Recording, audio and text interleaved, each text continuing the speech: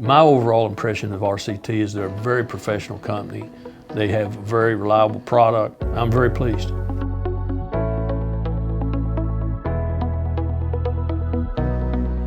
What would happen is when we were constructing our initial push out, we were encountering cracks. We did not feel that the safety of our operators in our previous mode of operation was a real issue. But since our permit was rescinded and we did have to comply with the permit due to a fatality that happened in 2 states away, how can we advance this coarse material into that pool if we can't put a man in a machine?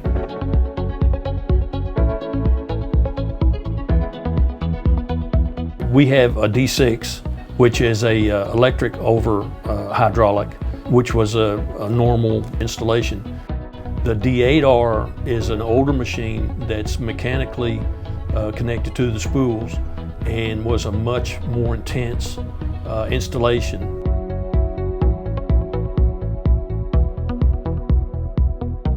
They did a really good job in setting it up, and within a couple of weeks it was up and going.